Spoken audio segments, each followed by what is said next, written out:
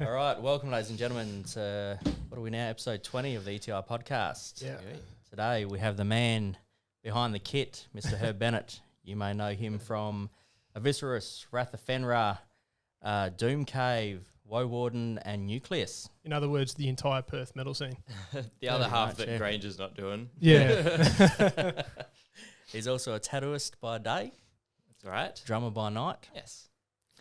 So welcome, mate. Cheers for taking some time out to come and talk some shit with us. Thanks for having me on. My pleasure. Gene was quite excited about this Yeah. because Gene's a drummer. And we Used to be a okay. drummer. We haven't had a drummer on yet. We've had, a vocalist and guitarist, because Jane played guitar too at one stage, and then vocalist and bass player. Yeah. Okay. So First finally for a the drummer. And then first for you the just back row. you just never meet drummers around at all. Everyone's a guitarist. Like everywhere you go. Well, that's You- what I hear, but I'm you the mean- drummer, so yeah. it doesn't apply to me because I'm like, Yeah. that's me. Yeah. That's why you're in 5 bands. Yeah, Yeah. exactly. And actually, we'll get into that in a minute. But to start with, we'll ask, as we ask everyone, what got you into music in the first place? What brought you to the bit playing drums?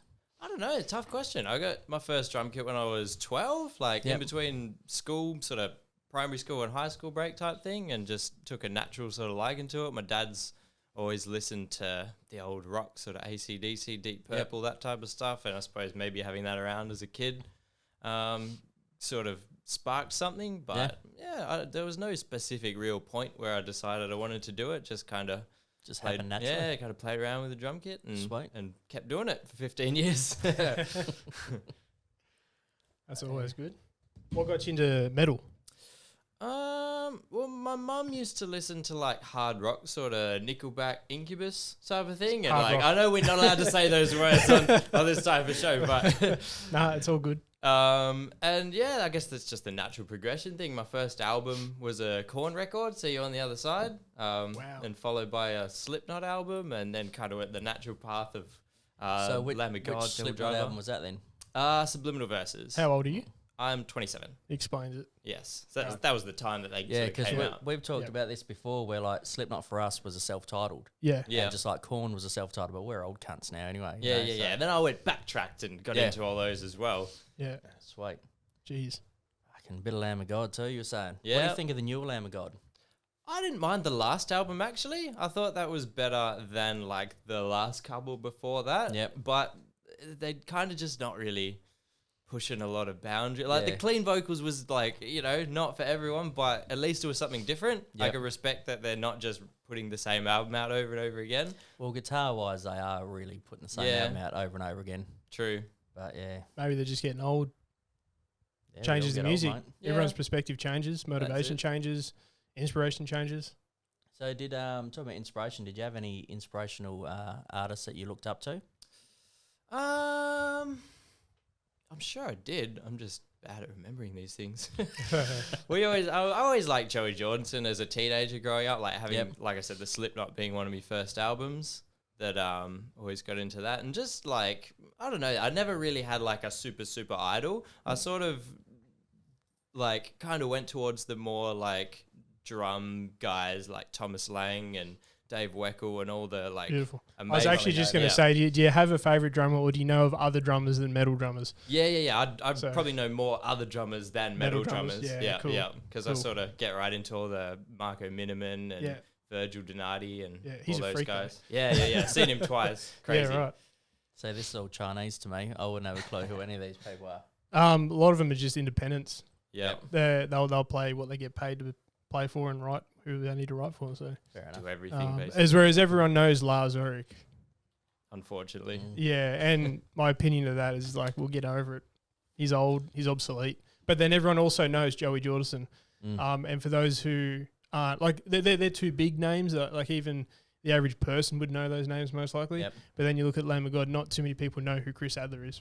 You know what I And mean? he's not even with Lamb of God anymore. No. But And like I for, wouldn't have a clue of the name of the new bloke. for the longest period, he was their drummer, and Mm. he's an incredible drummer as well. But not too many people know that. Yep. So everyone would just think the big band names, like the stadium bands, and then they just, like you mentioned Thomas Lang to some people, and I'm like, Yeah. who's that? It's, Like, well, he's the yeah. Arnold Schwarzenegger of drums. it's ridiculous. He's from Austria. He was a Okay. tank in his younger day, and he's fucking insanely talented, limb independence, doing one thing with one foot and doing another thing. He's just crazy. Do you know Greg Collins? Heard of Greg Collins? No, Aussie bloke. I don't think so. No, he had this massive kit and he just had like pedals all around him. Like the Thomas Lang spec. Greg or Grant Collins, I can't quite remember. He's an Aussie bloke and he was in like magazines and he was on Pearl Drums for a long time. Yep. And he's like, you know, Mike Bortnoy has massive kits. Like bigger. Like huge, absolutely huge. Not Terry Bozzio big, but not quite. But he just had so much kit and so many different hi-hats and like he just pedals linked up to fucking random shit. So. And it's always interesting to watch drummers with massive kits, and I see how much of it they actually use. Yeah, exactly. Some of them, like, what's a good example? Like Mangini's good. Yeah, he'll sort of gets play around. Yeah, he was my first drum clinic I ever watched, and didn't have a clue who he was, and didn't know what he did and got into, but it was probably 14 or something at the time, and went along and just blew my mind, sort of thing. Went and met him afterwards, but he's a good example, like I was saying, of like someone that actually uses all the little bits and pieces. Sometimes you see if he's got it there, he's going to use it. Yeah. Sometimes you see people that have these massive kits, and not saying that the guy you were talking about, but I think people got into the massive kits because of Neil Peart though. Yeah, because he had a massive from Rush. He had that massive kit, but he used fucking everything on it. Yeah, but it looks cool on stage too. Just it does. From a guitarist point of view. Especially you only need a little cabinet and your head, or even a combo, but it looks better if you got fucking 2 stacks behind you. It's like all those metal drummers that have two drum kit. They have 2 bass drums, but then they're using a slave pedal, like a double pedal. Just you know what I mean? Just or in the guitar terms, the 4 cabs with one of them actually playing. Exactly. Yeah, that's crazy. Yeah, man. So how do you manage to balance being in 5 bands? Because I mean, I remember back when me and Jane used to play, just keeping one band together was fucking hard enough, and getting enough people in that were actually dedicated and put the time into it. How do you manage to do 5 bands? Well, like personally, last year was mostly Aviscerus and Wrath stuff. Yep.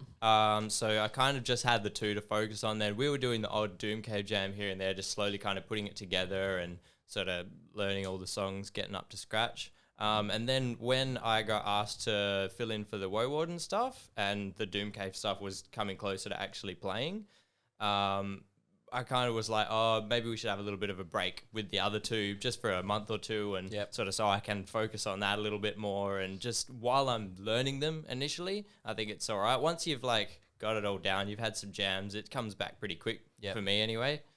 So I don't know, just some muscle memory, lots of practice. So there's a lot of on-off stuff. Yeah, like you're not consistently doing one band and then trying to handle the other 4. Yeah, I don't like do Monday Wrath and Tuesday Aviscerus, and when I suppose it works out ideal as well. You know, obviously with you and Jesse being in both Aviscerus, Wrath, and now Doomcave, and then obviously Aiden in Doomcave and Wrath. So it must work out ideal with all that.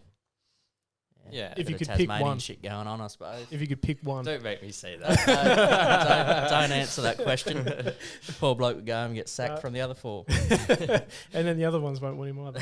Yeah, fucking traitor. I'll go join Gojira or something. Imagine pick one. No. Fair enough. Equipment, man. So what was the first kit you got? First kit was a Tama Swing Star. You're a lucky fella. Yeah, I was fairly lucky to have that as a first kit. It started out as just the regular like 10, 12, 16, 22, and then me being all keen and my poor family supporting my habit, it grew to an 8-inch tom, and then a 13, and then an 18, and then a second kick, and it's just this massive, like, you know, we were talking about before, like us drummers have a bit of an addiction with building up giant kits. And then eventually, I think probably like 3 years after having that, I would have went to the old Billy Hyde drum shop, and they had one of their doorbuster sales on, and I picked up a nice Pearl Masters kit, which was just, again, the sort of standard 5-piece type thing, and was realized... just like a shell pack? Yeah, shell pack, got it for like half price, which was a good deal. Had to camp out from like 3 a.m. Yeah, back then that would have been a brilliant deal. Yeah, it was great. Still got it now. Oh, you still got it? I was actually going to say, do you keep your old kits or do you sell them as you get? I sold the Tama, the original, just because I didn't really need 2 kits at the time, but since then I've got a couple more, and I've still got the 3 sort of acoustic kits. The Pearl doesn't come out much, but occasionally I do silly things like going and setting up out in the bush and stuff, so that's perfect. So it's a bush kit. It's my bush kit where we can disturb the cows of the local fields and whatever else. Jeez. So what are you playing predominantly now?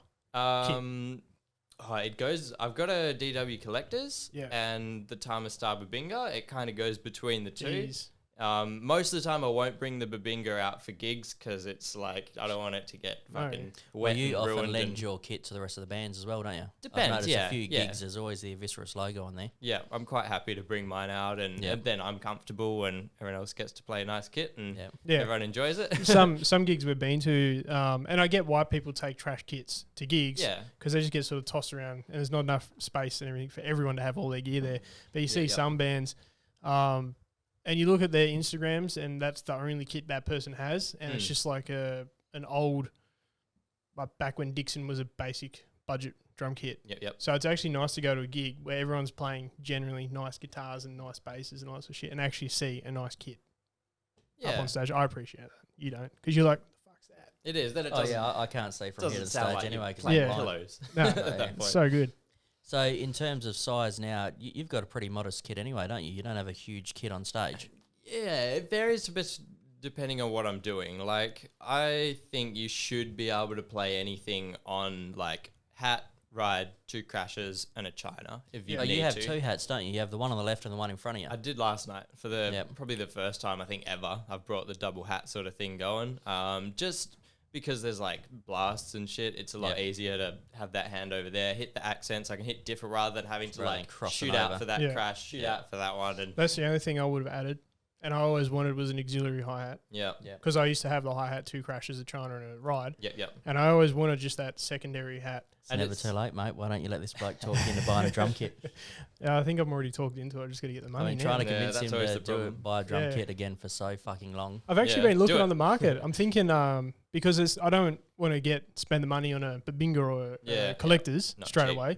But I'm thinking for bang for my buck, I'm thinking about getting a PDP concept maple, like a 7-piece shell set, which is like under $2,000 normally. And then you've got the options as well, like with the 7 pieces. Like my Babinga's got a 14-16 floor. I barely ever use the 14, but it's nice to have the option. Yeah. And the same with the collectors. I got an 8 and an 18. But again, I don't really go that high or low most of the time. Yeah. So it's just, and that's the reason I wouldn't probably use 3 up, 2 down. It's more 2 up, 1 down or something. But there's the option of 3 different toms and 2 different full toms for whatever I'm playing. Yeah. So I always thought it was good, like with you in particular, you always had it not a huge drum kit. No. And you could make the same thing work as like someone who had like a Joe Jordan set up with all the fucking shit everywhere. Yeah. But what kind of cymbals are you playing? Are you a certain brand on cymbals or you mix and match? I do. Tell us a story. Well, I play Soul Tones. Yeah. They endorsed me since for a bit over a year now. I think it was December, like the last year, not just gone. Yep. And yeah, they're great. Love playing them. Sound good. They've lasted long. They probably last longer. Where are they from? Are they Australian or are they? They're American. Cymbals come from Turkey, and the sort of workshop and all the staff are in America. Oh, congrats on that, mate. That's fucking good. Oh, thanks. Yeah. But yeah, they're good. They haven't broken, which is surprising because I tend to go through cymbals far too quick normally. Yeah. What were you playing before that? Mix and match. Like I always loved the old Sabian crashes. Yeah. Can't really go wrong with an AAX or something explosion. Yeah. Had my sort of Zildjian ride and hats normally I gravitated towards because like the big Mega Bell. Soultone were great. They sorted me one of them out as well. Okay. With the big heavy fucking bell on it. That's brilliant. How'd you fall into that deal? Just saw a Facebook ad and they were like looking for artists to endorse. If you're interested, send a video through of your drumming and we'll sort of assess it and see what goes. And brilliant. Yeah, just kind of did it as like, whatever, like bit who of knows? An audition. Yeah. And then got the email back a few days later and I was like, oh, that's nice. That's cool. No, that was real cool. When I was doing some Googling around, I saw that you were using Soultone. I looked them up. Yeah. Because I remember years ago they came out and they were kind of, I always just thought they were a bit of a budget. Like secondary to like the Zildjian, Sabian, Minor and all that sort of stuff. I thought they were just going to be a offshoot of something, but they're their own company. And they've got some big name independents and bands and stuff on there as well. So that's good to hear. Yeah, I think they're just growing and stuff as well at the moment. I think that's why they're sort of putting out the ads to try and just build up their roster and sort of show off their cymbals. And they're quite sort of distinctive in sound too, like slightly different than what I played, and it took like a little bit of getting used to, but now that I know what I'm sort of hitting and the sounds I'm getting out of it, I really enjoy playing them. Oh, that's cool. Has there been anyone that's borrowed your kit during a gig that's went, fuck man, what are them cymbals? I got to get some? Lukey Spector from Bayview. Yeah. We played shows with him a fair bit, like obviously Christian being in Aviscerus. In both, and he's sent them off the offer, got the same thing, and just I believe he's saving at the moment to get himself a nice full set and sweet. join the crew. Yep. Yeah. Yeah, you were quite a fan of his drumming, weren't you? Yeah. Yeah. No, he's good. Guy actually sent me a Facebook or an Instagram of old mate from Bayview doing his practice. Yeah. Guy was fucking stunned by it. I'm like, oh, well, you've never met Derek Roddy. But no, it's good. His drumming's he's on point, he's tight. His feet are crazy, particularly, Yeah, they're just like independent fucking sledges hitting that drum. Yeah. So good. And he's got great control over it as well, which sometimes, like, the feet can get a little bit sloppy wobbly or messy. And yeah, I know that's something I struggle with from time to time. Yeah. Do you guys ever, like, critique each other? Like, oh, good gig tonight, mate, but you're a bit fucking... Yeah, all the time. I told him to smile last time we played a gig. And after that, there's a big... I think it's his profile picture on Facebook now where he's chucking a big smile at the camera and saying, that was my doing. I think the last time we would have seen you play would have been... Reichenbach. Yeah. Yeah. That was a fucking weird... That was a hectic night. So our big mate, Guy, our big Kiwi friend, the Burger Freak, he comes along and we're just drinking... single shot Jack Daniels or whatever we drink. But we'd started earlier because we'd shot an episode that day where we were trying, like there was this Jack Daniels fucking sampler pack that you get from Costco. So we're like, for an episode we'll just try all these different fucking whiskies. So, and we should have put them in the freezer because some of them tasted shit house. Yeah, but we get to the gig and we're just drinking like a regular drink. I think it was Maker's Mark. Yeah, but it wasn't double shots. It wasn't anything fancy. And then Guy gets there instantly, fireball. He was ordering doubles all night. Yeah, so he started. He got in. He's like, "Oh, bro, I need to catch up." So he's ordered 6 drinks between the three of us, 2 each of double shot whiskies and a shot of Fireball. He even bought that young fella. Yeah, the barmaid. A shot as well. Bartender. It wasn't a maid, mate. And I mean, by the time we got home, me and you would have been drinking for 12 hours straight. Yep, it got hectic too quick. It was a good night though. It's fucking good night. That's a good venue there. It was, yeah. I think we're hoping to try and book it for like the Wrath of Fenrir launch. Got an EP coming up sometime soon. Sweet. And yeah, it'll be a great one to just like set up some props and turn everyone into Vikings for a night. It's got the good atmosphere. Like everything, the stage, and when you look up, it's all decorated and the shit. whole multi sort of layer. Oh yeah, and all the decorations would look perfect in my lounge room. Yeah. They go down well. This guy over here. But it's so do you find it easier as well being that you do share bands with other blokes? Obviously, like say you might say, all right, we're jamming on whatever day, so you organise 2 or 3 band jams in the same day, or does that wear you out a bit? Not really. Like I would be happy if we had like a double gig where it was Wrath and Doomcave or something. Yep. I'd be happy to run the sets back to back and just sub in the sort of auxiliary members from each one. But it doesn't really fall that much. We normally just sort of jam if we're trying to like, write a song or getting ready for a gig, or there's sort of some purpose to it. So there's not really the greatest need to do that. Sometimes we'll do back-to-back days, which is great because I can go and just set my kit up one day, leave it overnight at the studio, and then, just rock in, play the next. And half as much lugging in and out of cars is always good for a drummer. Yeah. Jesus. Where do you do all the rehearsals at? Pretty much exclusively Vision. Yeah. They're like Hen House is good as well. I've jammed there a few times, but they're a little bit far for me. Is Vision the one in Vic Park? It is. Where you had a gig there? They do gigs as well. I think that was the first time I saw Aviscerus play. Okay. And when you had your old singer. Yeah. Which I'm glad you got the new bloke because, like I said to Jesse after the gig, I was like, you guys were tight as fuck, but that vocalist doesn't suit what's going on.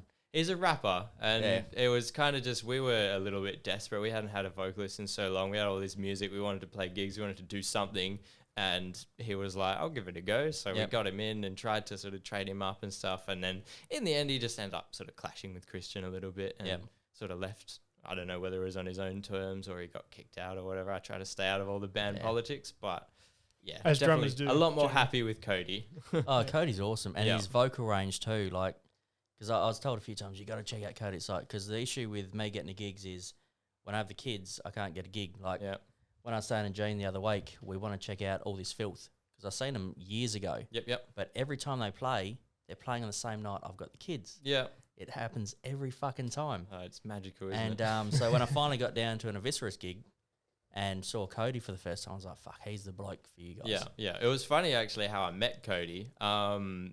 I obviously work up in Kalamunda at the tattoo shop. Yep. Often go over to the Subway to get me lunch.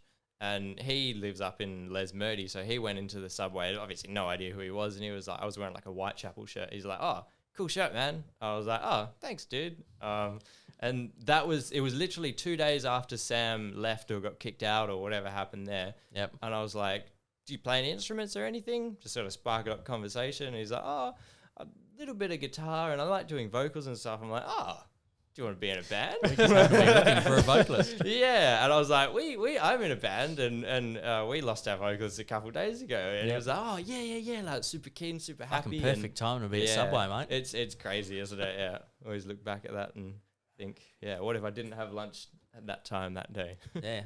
So you're talking about working in Kalamunda. What's the name of the shop you work at? Celtic Circle Tattoo Company. If anyone's tattoo, go see this man. Where's Kalamunda from here? I'm shit. Hills? Yeah, the hills area. So just up past Kalamunda Road, heading up to mine. Yeah. Okay. Yeah, follow that all the way up to the top and you're there. Fair enough. How long have you been tattooing for? 8 years now. Been tattooing. Did my apprenticeship there. Worked there the whole time and love it. It's a nice like little shop, which I think is great because it's nice and cozy and it's just me and the boss. We split the hours, so it's like I often get people coming in and complaining, and not that it's a bad thing, but it's just a personal taste.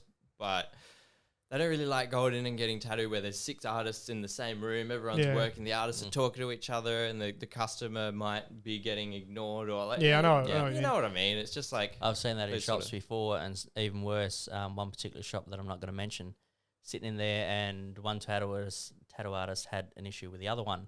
So they have rather than just not so much fighting, but just picking at each other while they're trying to do the tattoo. It's like, mate, shut the fuck up and tattoo. Focus on what you're but doing. Instead, they're sort of back and forth. Yeah. So when I got this Static X on the back of my leg in Freo, I won't say who it was, but that was similar. You walk in and it's just an open space. Yep. And there's maybe, I think, 3 or 4 either side of the room, and everyone's just tattooing. But then you've got like everyone's clients seeing each other. Yep. And there was, I didn't have an issue with it. There was some banter going on between the staff, and a couple of the people that were in there getting tattooed didn't look happy at all. Yeah, that's what you know what I mean. Like when I went in there, I laid down, and everyone's like cool. Everyone's joking around. Everyone's having a chat, and some people just tightened up, fucking had a pissed off look on their face, and then they just, when they were done, they left. That was it. See you later. Yeah. So that atmosphere is not for everyone. Yeah, that's what I mean. Some people find they don't mind being in the room, having a chat and that, but other people, they might be really nervous, might be their first tattoo. They might just want to sort of go in and have a personalized experience and just, not have to worry about other people maybe looking at them if they're in pain or they freak themselves out or they go ghosty and pass out, which happens from time to time. Like you don't really want 6 other people that are covered in tattoos seeing that, and it's just I think it's more comfortable. So what got you into tattooing? Was it just the love of tattoos? No, I guess I've always done art when I was a kid and stuff. Mum used to drag me along to church. She used to sit there and draw my Yu-Gi-Oh cards or whatever sort of artwork I could copy at the time.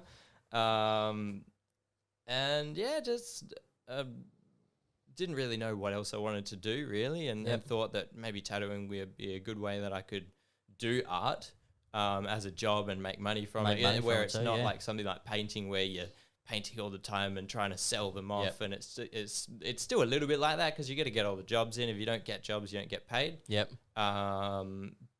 But yeah, it's nice now that I've built up a little bit of a client base. I feel pretty comfortable where I'm at the moment, nice and busy. So yeah, it's good. And what age did you get your first tattoo? I got stabbed by my mate when I was 17. Couple of little ones on my legs. Backyard job, was it? Yeah. And then started doing them myself when I was 17, turned 18, and that's kind of how I got into it because I went to asked my boss now, Plugger, about whether he'd be interested in taking someone on. He's like, oh, no, there's it's only a small little shop. He was the only one working there at the time, and he said maybe go do some study of art and build up a bit of a portfolio and go around, ask around some shops and like what you'd sort of get the normal advice. And so I went to TAFE, did some visual art, didn't pass it, did the drawing and the painting part of it, which is what interested me, and just ignored the rest basically. I've always been a little bit like that.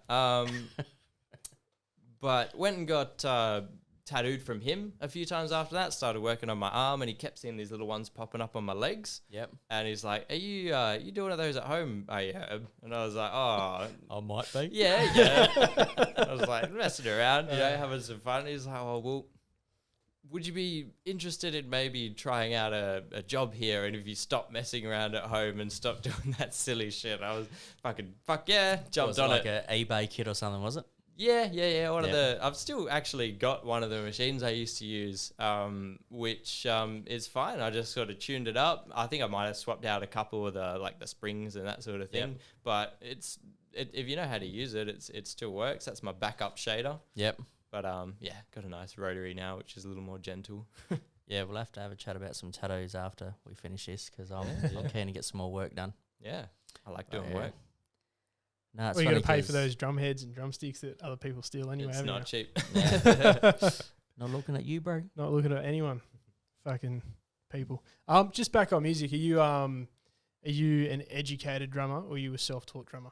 Did you go to lessons and get taught? Can you read music? Can you write it? Do you know all your rudiments and all that sort of stuff? I did a few lessons when I was early on in my drumming. I would say 90% self-taught though. Yeah. Most of my sort of teenage was just listening to records and trying to learn the drums, play along, and just practice the same songs over and over again and that sort of thing. So I think that's sort of what taught me a lot. Yeah.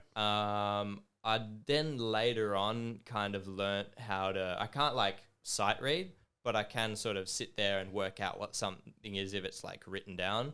Do know how to roughly write it, and I know note values and basically stuff you'd need if you were to sort of sit in there and MIDI program drums or whatever. Yeah. And learnt the majority of the rudiments and kind of slacked off on that a little bit lately, and just kind of sort of stick to the ones that are more applicable to what I'm actually playing. But I do think it's nice to have that sort of knowledge base and just help you sort of come up with more creative ideas. Yeah. And just out of the generic sort of fill things that you hear everywhere and get a bit of a unique sound for yourself. Ah, cool. But yeah, definitely wouldn't say I'm highly educated or anything. Yeah, no, I'm the same. I never learnt. I actually didn't even want to learn rudiments when I was playing drums, because I've never really taken it probably serious enough, I don't think. But I mean, like a guitarist, they always have to know scales, everything. Yeah, I don't know any scales. I've been a guitarist. I've always had this argument with other guitarists. I'll be like, all right, I wrote this riff, check it out, and then I'm doing this, and they're like, you can't do that, man. So what do you mean? Oh no, because you're mixing this scale with this fucking chromatic scale over here, and they don't match. Does it fucking sound good? Yeah. Does it work? Yeah, but you're not meant to. I don't give a fuck if you're not meant to. Does it sound good? Yeah. Yeah. Well, then we'll keep it. Oh, okay. Listen to some Dream Theater. I was going to say listen to any jazz or any of that sort of shit. They're breaking the rules all the time. Yeah. I figure, who cares if it's meant to be or not? If it sounds good and it's enjoyable to play, that's it. Go for it. If it doesn't necessarily sound good, and maybe that's the flavor, the texture you want. You want something quirky and off, and I personally enjoy the more sort of obscure type things and things that don't quite sound right. Yeah. So yeah, it's all choices, isn't it? Well, you were saying before about Gojira. Yeah. Obviously, you like their sort of random off-time bits here and there that they do. Yeah. Them and Between the Buried and Me is another one of my favorites. Yep. Animals as Leaders and just all the weird shit. Yeah, Animals as Leaders is out there. I can't compute what they're doing with all this. That's not me. I'm straightforward, just playing basic riffs. But some of that technical shit sounds good, but I can never imagine myself playing that. I don't think I could get my head around it. Yeah, it's a lot to take. I certainly can't play the shit that Matt Gasker's playing, but I think that's why it interests me, because it's so it's a unique sound, and they're doing different stuff, and he's just always pushing what's sort of possible in his own sort of realm, and that, the other guys I was talking about before, they're all sort of down different avenues doing all crazy sort of shit. Virgil's one of the sort of weirder ones that goes out there, but it's just blows me away to watch guys like that doing stuff that other people haven't really explored. Yeah. And that's the hard thing as well. A lot of the music these days, you could write a riff and it's you copied this band. It's no, I wrote that. But obviously another 20 bands have written that riff because there's no other riffs to write. Yeah, they're all fucking done. It's the old Machine Head and Strapping Young Lad, where it's the same riff. Yeah. See that one? You would have heard about that, where they pretty much ripped off Love. You were telling me about it. Yeah. Yeah. Fucking idiots. So you're ex-member of Dead Space. Yes. You went on tour with them, didn't you? Yeah, we've done a little bit here and there. So whereabouts did you go?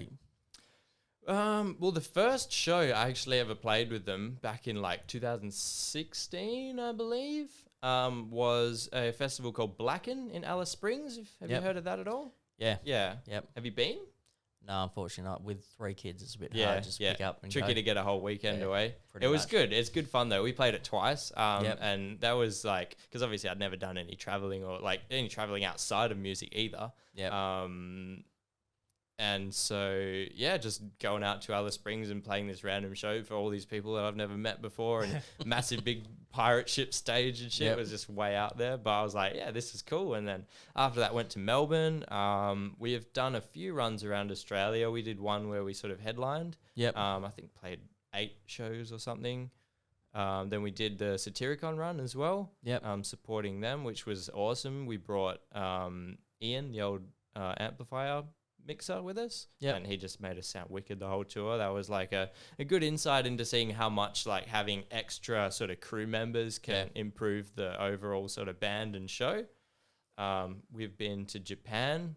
Dead Space went twice. I only went on one of them. Was that when Nish was in the band? Yeah, the first one was. Yeah. Oh, was it the second one? No, Nish wasn't playing on the second time when I actually went. So I remember, I don't know how long ago it was, but I remember seeing some random video. It was one of your film clips. Yeah. And you were all travelling around and he was there and I was like, oh, I didn't realise he was in the band at one stage until I looked you up on fucking Metal Encyclopedia or whatever it is. Yep. But no, I thought I'd hit you up about the touring, like just because, I mean, we've never been on tour. We're pretty useless in that sense. Yeah.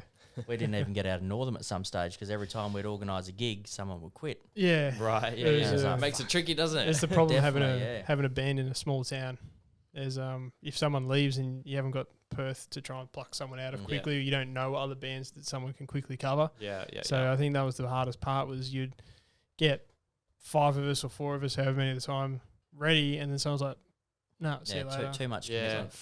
Well, that's the big thing about touring is like you need to have guys that are committed, willing to have the time free, being able to take a week off work time, or whatever, the money necessary. behind them, the money else, as well. That's the other thing, and just like the right attitude and motivation about it. Like you don't want people that are kind of tagging along and then just halfway through they're sort of just not into it anymore. Like I think most people that go on tour would enjoy the sort of experience of it, and you'd like to think so, yeah. Yeah, you know, take it for what it's worth, and like to get to play music to people who've never heard it. Well, how did you find Japan? Because it's totally different culture over there, isn't it? Yeah. Was it a culture shock for you, or you sort of was pretty cruisy? Yeah, it was pretty cruisy. I really enjoyed it over there. It's like very laid back, and obviously there's lots of people everywhere, but they kind of just do their own little thing and go about. And like the thing with touring, it's kind of you fly in, you land, you get lunch, you go to your hotel, and then you go get to the show like 4 hours early or something, get set up, wait around, grab some dinner, play a show, pack up, go to a hotel room. You don't really get to see the places that you go a lot unless you have a day or 2 off, which I think we had 2 days off in Japan and sort of explored around Tokyo for one of them a little bit, but you don't get a lot of the vibe of the place, really. You're just kind of going about your business and getting stuff done. Yeah. And you're spending a lot of time in the venue and just sitting around. And what's it like in the way of, obviously you'd hire backline or whatever? Yeah. But do you still take your own snare, your own cymbals, or you just sort all that out while you're there? Yeah. I normally bring my own snare, cymbals, kicks, and samples. Yep. Because that's apparently my job. I've got the most stuff to do already, but I got to bring them along as well. But no, it works out all right. Like with the extra luggage and shit, you can get APRA, and they let you sort of take all that shit without having to pay fucking $100 a extra piece or something, which you know would make it a lot harder. And if you got like, you know, a dedicated vocalist, like not a guitar vocal combo or something, he can take some of your shit. And obviously having Chris as well, being a drummer and toured before and stuff, he knew exactly how to do it and sort of gave me all the right tips to get going. So is there any plan, like is Dead Space still going, or that's what I was going to ask, what's the future? Because you've seen them, haven't you? At one stage, every time I went to a gig, you guys were playing. Yeah. Playing pretty hardcore for a long time. You always used to bash on about it. I'm late to the metal scene in Perth, so I never got to see it. You got to come check out Dead Space, but you never did. Yeah. Missed your chance. Oh, yeah. Fucking no, I think missed my chance. That's pretty fucking all right. That's pretty no, that's stamped in the fucking concrete then, isn't it? Wow. No, I don't know. Like I still keep in obviously the guys in Woewarden are all the same dudes minus Chris. Yeah. And I still keep in contact with Chris. We actually recorded the Doomcave release in December. Yep. Which hopefully coming out in the next couple of months and yeah. So is he an engineer or something as well, is he? Well, he's been slowly sort of putting together all the things to kind of record drums, and he's doing his own projects. He's got like the Exidium stuff. Yeah, I'm glad you said it because I was about to fucking ruin that name. Yeah. But yeah, I've seen that out and about. Yeah, and he's doing some other stuff with his wife, Annette. What is it? I Am All Wounds and like lemon sook stuff and just all types of things. So he just does it all himself. Being a drummer himself, he obviously doesn't be like, oh, Herb, come around, mate, come record some shit for me. Yeah, no, he just smashes it out himself. He knows what he wants. He knows how to achieve it. But yeah, it's great to have that for me to just be able to go and get some good quality drums for a good price. And well, it's good as well that obviously you guys are still speaking rather than leaving on totally rotten terms or anything like that. Yeah, I think like I've always been a type of person that doesn't really hold grudges against people and that type. Not that there was anything to hold a grudge against. Like we played in a band together and then it stopped. So yeah. But it's good at least you had something to fall back on. Yeah. So after Dead Space, were you in a few bands while you playing in Dead Space, or was it just totally I've always been in Aviscerus. We actually played a show, one of our probably like our fifth show or something. We played with Dead Space, and that's where Chris approached me and said, "Oh, do you want to join this?" Because old Ben Stanley, the old Sansu drummer, was filling in for them. He was never going to be like a permanent member or something, but he was obviously a friend of Chris's and just wanted to, Chris wanted to get the project going and play some shows and sort of find someone to go in full time. And he obviously liked what he saw with me and since then did that. But I've always had Aviscerus in the back. We've had problems with members, mainly like vocals and bass.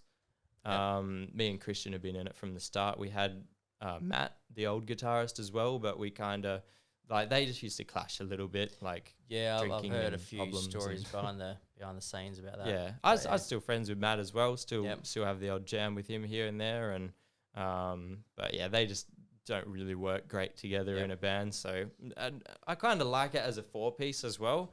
There's more space to sort of let bass come in with Jesse. And Jesse was saying the same thing when we were having a chat one night. He said he much prefers it as a 4-piece the way it is. Yeah, it's good. It lets me do more because there's not as much guitars going on. Get out of here. No, fair enough too.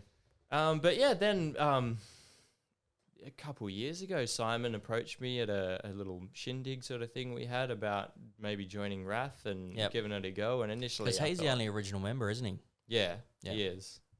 Because I've seen Wrath like a few times over the years, and it seemed like every time I go see him at a gig, they had a new bloke on stage. Yeah. They've been through a few here and there. Yep. But I think we're pretty happy with the little 4 we got now. We work well. Everyone gets along. It works really well. You guys sounded great at that last gig. What do you call it? Retrobite or fucking whatever it's called. Rechabite? I don't know. It's German or I don't know Dutch either. or sort. I don't know. But no, I was pretty drunk by that stage too, but you guys still sounded pretty fucking That always helps, doesn't it? Yeah. Get the old ears feeling happy.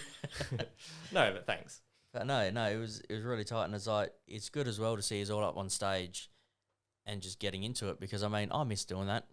Yeah. And that's why I'm trying to convince old mate here to get a fucking drum kit.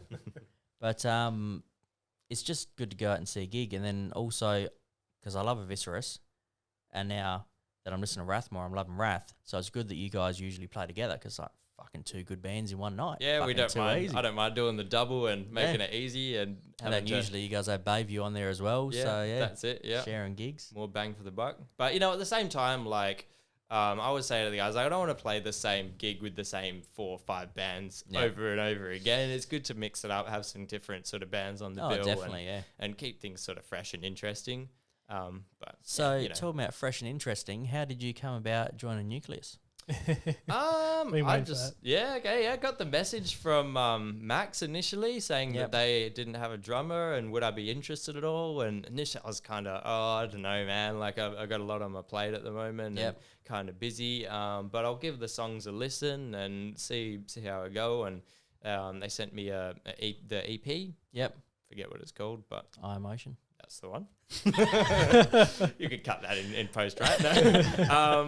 No. Just I enjoyed playing the music. I like what they sort of do with it. It's something a bit different from the other bands as well. I wouldn't really want to play in two bands that are doing the same sort of thing.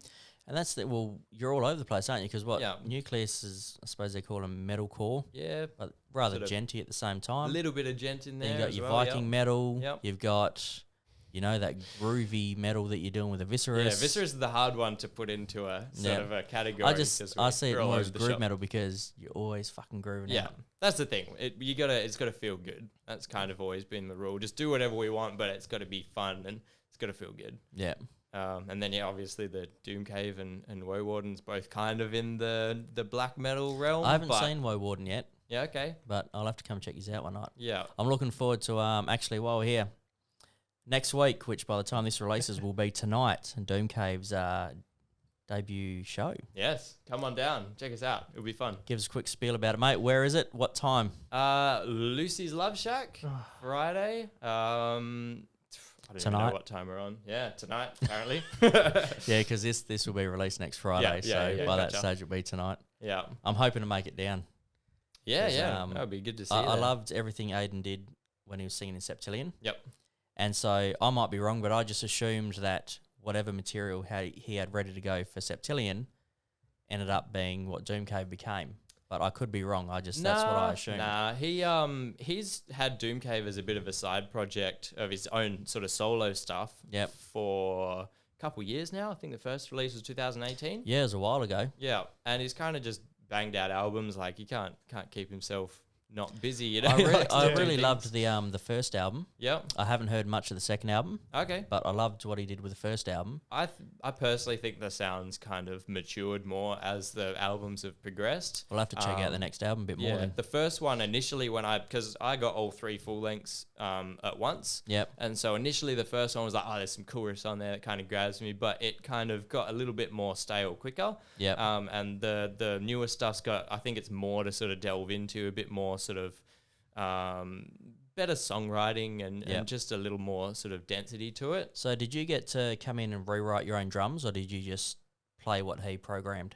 I kind of base everything what I'm doing because I don't want to come in and completely change the songs. It doesn't make sense. I think he's got a good level of sort of ear to know. He's also a drummer as well, though, isn't he? Yeah, because he was playing drums in Wrath at one stage. Fliggy played a show. Yeah. So I remember I saw the gig and I was like, Aiden on the drum kit. I thought he's a fucking guitarist and singer. I didn't realise he played drums. Yeah, he did bass for a little while as well, so he's all over the shop. But yeah, he's more sort of guitar orientated, but he can play a bit of drums, which is nice because it means he knows sort of what to program in and what to sort of do that's actually more realistic as well. Like sometimes you get if a guitarist programs something, I don't really have any examples, but it can often feel weird to play and not like something. Obviously every drummer has their own sort of go-tos, personalities and that type of thing, but sometimes it just feels like, a drummer wouldn't write that most of the time. That's what I felt like, because being solely a guitarist, when I wrote my album,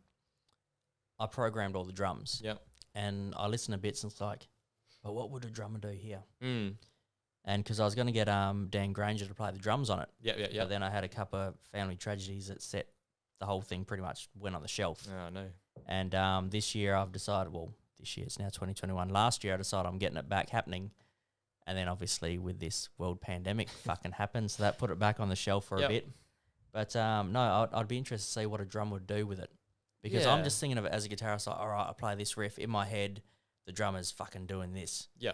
But then a drummer could turn around and go, why would you do this when I can fucking do this? But then you can talk to three different drummers and get three different ideas. That's it. It's all a personal taste sort of thing. And like I think that a good way, from a drummer's perspective, when I get sort of songs sent to me, just like if you were to program something, keep it simple, leave lots of space for the drummer to put their own sort of fills in there. And just it's good to have an idea what your sort of the guitarist was thinking when they sort of wrote it. So it just gives a flow and a vibe about it. But then, a bit of freedom to add little bits and pieces here and there is always nice too. If there's too much in it, it starts to like once you've sort of listened to it a bunch of times, it sinks in, and it's hard to sort of be creative with it as well, in a way. But for the bands that put way too much in it, shit just sounds confusing to me, and I'll just turn it off. Yeah, because there's too much happening. You can't really enjoy the music. Yeah, it should because everyone's like fighting for.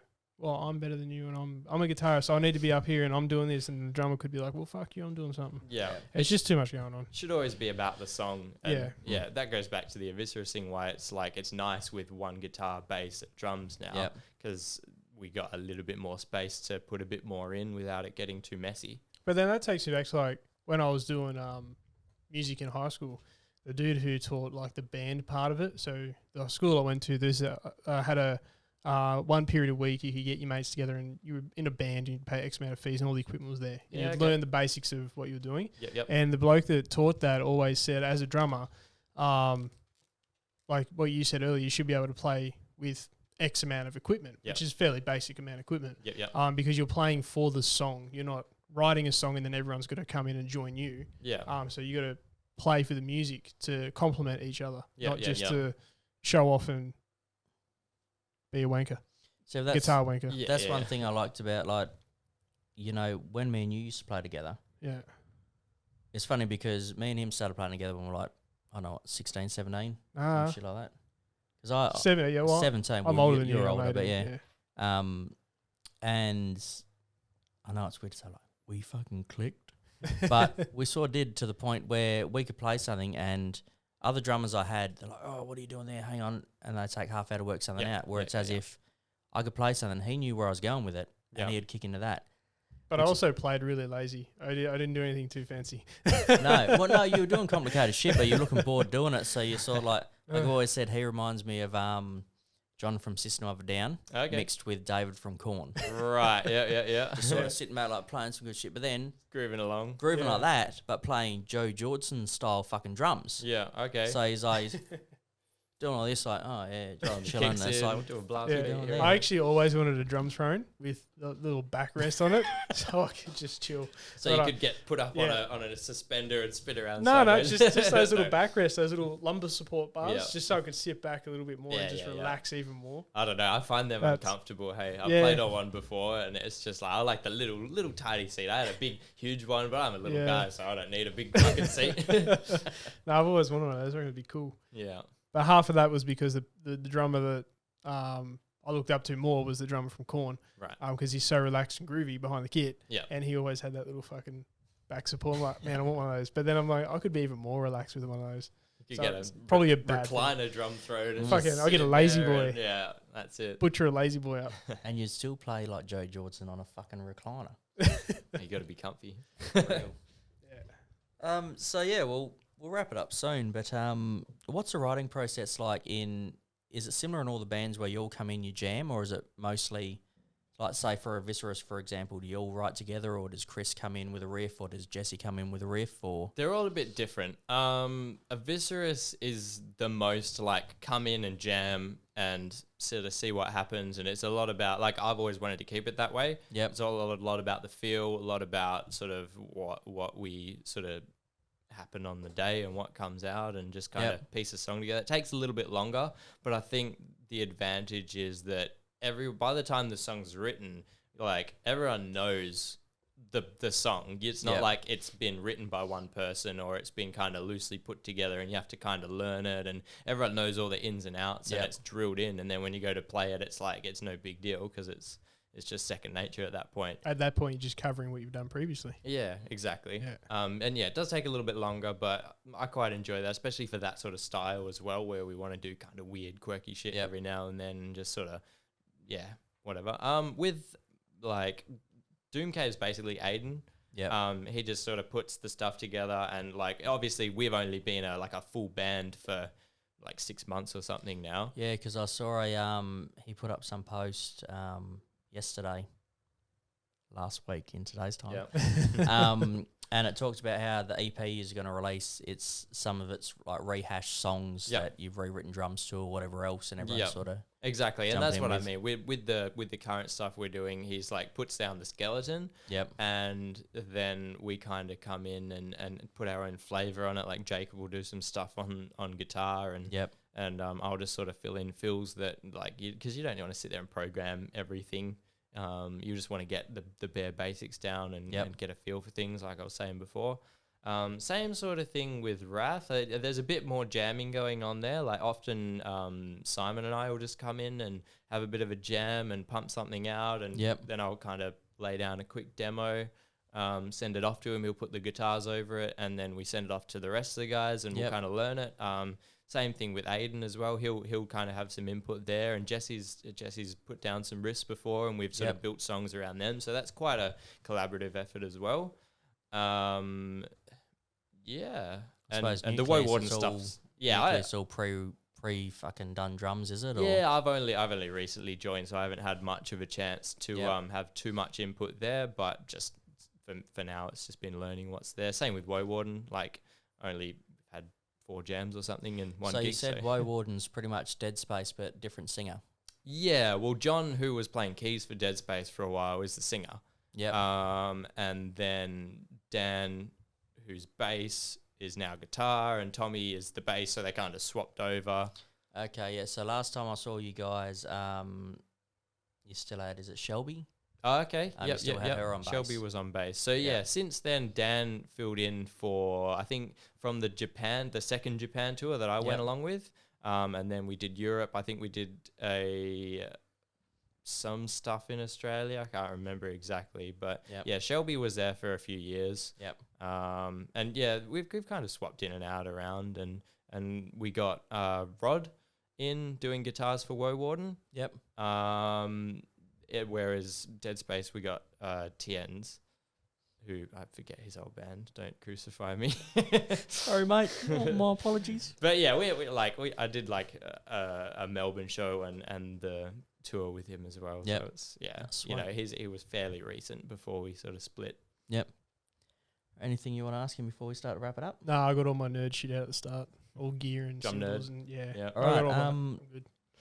Mega Music, by the way. That's the place to go to get your drum stuff. I've been looking on there. That's probably the website I've been going to most, and just cruising through. I just find they're really helpful, and Daz is. What happened to the drum shop when that was around on Charles Street? Yeah, because that's where I used to go. I think it got taken over by Cosmic.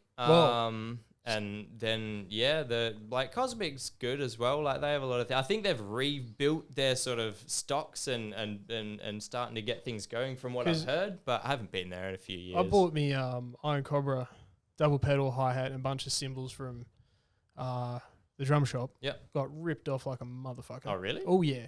And then I walk into Cosmic with our little mate Jay, and because he took me to Cosmic when he was coming down, and that's where I met Damien, who was running the drum department of Cosmic, and Cosmic was fucking massive back then. Yeah. And he's like, oh, blah, blah, blah, what do you do? What gear have you got? They still had the 2 stores back then too. Well, this was even before Cannington opened. Okay. When I went there. Like, I don't even think, if Cannington had opened, it only just opened. Because I remember going to Cannington with Jay at one stage to get strings. Oh, okay. So possibly, but I never went to that one. But so I went to the one in Aussie Park, and the drum department was huge. It was like 2-tier, like kits all up top for show, and then you had stuff down below. And that's when Damien was like, well, this is the price I would have given you if you had to come here. I'm like, fuck. And then we went a few months ago, 6 months ago, to Cosmic. All the weeks mould in together for me, mate. So I often say yesterday, and I could be talking about 6 months ago. I know that feeling. Within the last year, we go to Cosmic, and it's fucking, I don't even reckon it's half the size of what it used to be. Yeah, and the drums were like upstairs in this little nook, and nothing was sorted out. There's just like shit everywhere. Yeah. But that was like when we went to Music Park. Yeah. I got depressed walking into Music Park. Yep. They used to be my go-to store, especially playing ESP guitars. Yep. And my mate Tom, I don't know if you're probably too young to know Tom. He used to play in Empire's Laid Waste and Dark Idiom. He was a bass player. Yeah, no, I've never met him. He was the guy to go do that. I got all my guitars through. Yep. And the store was good when it was in Vic Park there. And then when it's High. moved, and then it's moved. And when me and Gene went in there, I literally like walked in and felt fucking depressed. Did you go to the one as if it's a storeroom? You walk in some rooms, just boxes and a random bit of equipment over here, and it's like you walk I don't out know the if back. They've just moved or we got it there at the wrong time. But yeah, you walk out the back around the corner and through a kitchen, and that's where the drum gear is. Oh, and really? I'm pretty sure it's just a storeroom because I'm I'm confident that I saw a big fucking roller. I'm like, man, what's going on? Yeah. Like they just haven't prioritised anything. They haven't got a location that's big enough to fit all their shit. Well, maybe we rocked up at the wrong time. We rocked up as they just moved. I don't know. Because I went out there. It wasn't the same sort of store it used to be, which is sad. But when I was internet looking for buying and shit these days. When I was looking for sticks and a practice pad, I ended up going to Midland Music Mart. Yeah. Of all places. Yeah. Because I went down here and it was still the same. Yeah. It was still just shit everywhere, dusty kits. Like, it's fucking sad too. Because the internet buying shit's just ruined so many businesses. Cosmic Sound just used to be brilliant to go to. Like, brilliant store. Yeah, and the drum shop. Drum shop just had a lot of shit. Drum shop was great. That was always my go-to. Yeah. I actually, when I was on my learner's permit, used to take a weekly trip there with my mum to rack up hours and that, and just check out the cymbals. And half the time I'd end up leaving with something and get spoiled and whatever. But like it just kind of, I think that's the thing. Everything crumbles eventually, doesn't it? And you got to go to what's gonna do you the best. It just sucks for local people because it's really hard to find a dedicated store that actually stocks a lot of gear now. For drummers, there were two. There was the drum shop and there was Cosmic Sound. And both of them, like, just folded. Something fierce. Yeah. You know, it sucks. Lucky we got Mega. Yeah, but they haven't been around that long, though, have they? Not 100% sure, but Mega Music, no, they've been around for a while. Not in WA. No. I don't think they've been around. No, at least a few years, easy. Yeah, but that's not... All right. Sorry, it's not a decade. Fucking hell. We'll leave it at that. All right, so cool. Wrapping it up, you've got an EP coming from Fenrir. Yes. Aviscerus album when it happens. Yes. And merch. Merch. That's been in the works for a long time. So it's close. It's coming. Anything happening with Woewarden in the way of albums or anything? No. I think the full length came out not too long ago, so probably just might fire up another couple gigs here and there if some stuff comes up, but we're not looking to push too much at the moment, I don't think. I know from what I hear in the background, there may be some new Nucleust single coming soon. Yes. I think we like to keep sort of reasonably active and keep people sort of interested. Then, so who have I forgotten then? Doomcave, which there's an EP coming from Doomcave there's an EP, 3 of the tracks are rehashed ones with actual, all of us actually playing on it, and 1 new single, which we're launching, I believe, in April at Badlands. Right, I'm not sure if the date's booked yet, but that should be a fun one. All right. Any other gigs coming up that people should check out? Obviously, tonight, Heads of Lucy's for to see Doomcave's debut. First show. Only one ever. Go fucking check it out. It's sure to go off. Yeah. Any other gigs coming up we that you can tell us about? March 12th, I believe, with Depravity. That should be a 6 show as well at Amps. And I don't think there's much else booked from there, but we're having a chat with the Aviscerus boys the other night, and we're probably going to start gigging again in the next couple months. Yep. So yeah, things will be up on all the social medias when we book things, and pretty easy to find out when to come along. Sweet. All right, I'll leave the link to all his 20 million bands down in the description below. You go check him out, show him some love. I haven't seen Woewarden yet, but if it's going off his other bands, I'm sure they're all great because I like every other. I'm not saying that like, I love all your bands, mate, but I honestly fucking do. So yeah, go check him out, show the boys some love, and thank you very much for coming out to talk some shit with us today, mate. Thanks for having me. Yeah, it was my pleasure. No worries. Cheers. Groovy. Cool. We'll see you in the next one. Catches.